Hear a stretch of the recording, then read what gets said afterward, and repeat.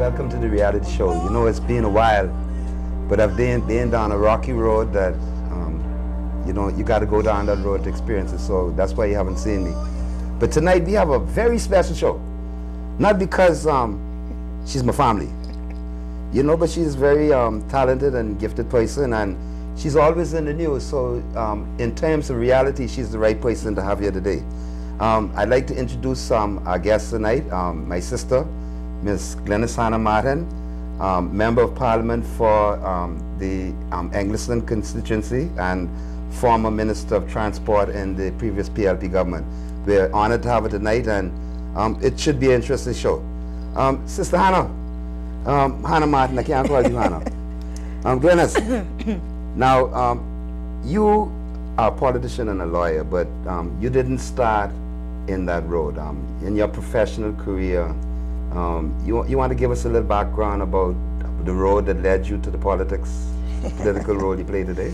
Well, I wouldn't give you the whole road because that would bring into some road bumps and stuff you don't want to hear about. Well, you really want to hear the bumps. That's what we want to hear. No. But no, in terms of my later years, how far back you want to go? Well, you were born in 58. 1958. And you're born in the middle of an election. You know, when I was born, my daddy and mommy were in peaceful mode. That was a general strike in 58. Yeah, general strike. You're born in the middle of stress, so yeah. The passion that conceived you was more passionate than probably the passion that conceived me. But, you know, you're born in the middle of strike. When you were a baby, you were carried around to Mali's at a very young age. I think you more than any of your brothers and sisters were exposed to the political world. And but you didn't become a lawyer or a politician first. No. You were a teacher. No, I worked in ministry education. Okay. Yeah. So your first focus was education. Was in ministry education. Yeah. And what made you change? Well, let me just say, I was, my mother tells me, and I've been down that same rocky road you've been down, but she told me that I was in a pushchair when they were demonstrating during the general strike, and so I was around the political vibe, and we all grew up around it, and all, you know, all the meetings and Southern Recreation Grounds, the meetings in the House with all the sort of now outstanding personalities in our history, so we were always around it. But I sort of, growing up in going through school, high school, Queens College, I was enjoying life, having a lot of fun. I felt I was very creative. I used to write and sort of produce plays and all this sort of thing and have fun. And then... and have fun? Have fun. Okay. So let me start this out. I used to have fun. Okay. And then I did everything else. But I studied English literature in Toronto, Canada, and then came back and worked as an executive officer in the Ministry of Education.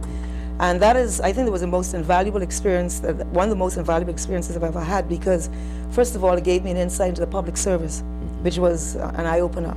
Secondly, so I gave me an understanding of the hurdles, the difficulties, and what was surprising, when I became a minister years later, it's the same issues. I couldn't believe it. 20 years later, same old issues, a little more modified, same thing. But it also gave me an insight into the process of how education is disseminated in the archipelago, how we dispense teachers into the various communities. At that time, there were real hardship areas like Cat Island and Acklands, and you had to have special incentives. They may still have it now, but you really had to incentivize people to go into those communities. And so it was really an excellent experience for me. And then about 3 years into that, I determined I didn't think I could last forever in the public service system. And then I went off and studied law. And you know, it's a family law firm, A.D. Hanna Company, and came there with all of the players in there who were there, all the family members. And you know, that's how it happened. And how did you get into politics? What made you? Well, I always, I think me more than anyone else, but really everybody threw their hand in. I always, for some reason, I don't know why, maybe it was obligation, I don't know. I always found myself working in Englerston with in a support effort, like going house to house or staying in the headquarters. I think probably because I like to have fun. Maybe that's what it was. Still the fun thing happening, and I like to be in the mix. And so I always worked the ground in Englerston for more than a decade, maybe decades. And so that was the extent of it. At the time I became involved, we were in opposition, and the then leader, who's the leader now, asked me if I would agree to sort of take leadership of the women's branch in the interim period in our opposition and seek to help. I think he was trying to build structures at that point. And I was reluctant to do so, and I told him I was not interested, and I really was not, to be truthful, absolutely, it was never in my brain.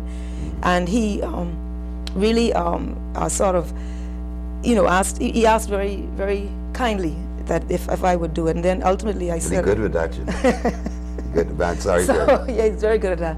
So I agreed I would do it, and then I chaired the women's branch, and I believe at that time, in my view, we were able to bring a profile to the women's branch that was had not been in recent times brought to it, and we became very political in our voice, political in our presence. We got involved with the Clifton Key issue. We made statements every time we brought a speaker. We got the media out. It was always on topical issues, and then ultimately, I was asked to be if I was interested in being a candidate, and I was not interested. And then at some point, I remember one time being in a meeting in Gambia House, and it hit me. I got bitten with it, the bug. And I said, you know what, maybe put some in wouldn't be a bad idea, you know. And so, and the rest is history, you know. Yeah. But now, you know, before you took over the women's branch, I think, would it be fair to say that women in the PLP and in the FNM, for that matter, were basically sidelined? You know, and cooking cookouts and raising funds, helping to do all the things behind the scene. Yeah. You think your administration as leader of the women's branch moved it into the next level beyond cookouts and support role? Let me just say, the cookouts, when I look back at the role of women, especially in the PLP, because it was the political organization that was part of the revolution at that time, you look at the contribution of the women at the time, it was outstanding within the context in which it was, how far they were allowed to go. And so I saw it as a really incredible heritage that I was building on. In terms of the women's branch itself, when I won the presidency, I said that I saw that women had historically been the backbone and the heart and soul of the PLP.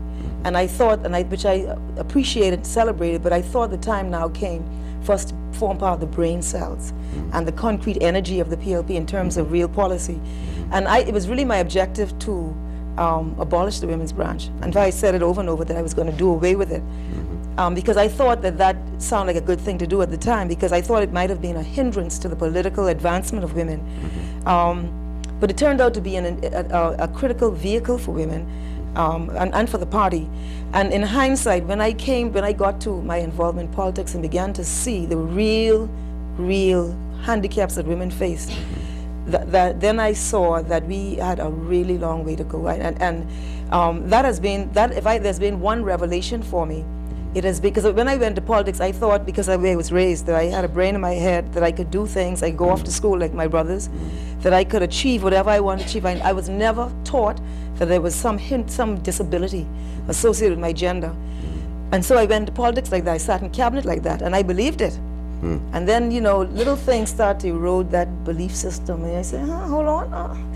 And then you begin to understand that, and you see it in Parliament on both sides now, you begin to understand that there is a very entrenched... old boys network? You could call it old boys network. It's a mindset that somehow, either that there's really not a full place for us here at this time, or that we don't necessarily bring the skills. I'm not sure what it is. It could be insecurity. I don't really understand it, but that was the revelation for me. When saying that, do you feel that they're threatened by you, by women, the emergence of women, rather than accepting the traditional role of being helpmates and supports?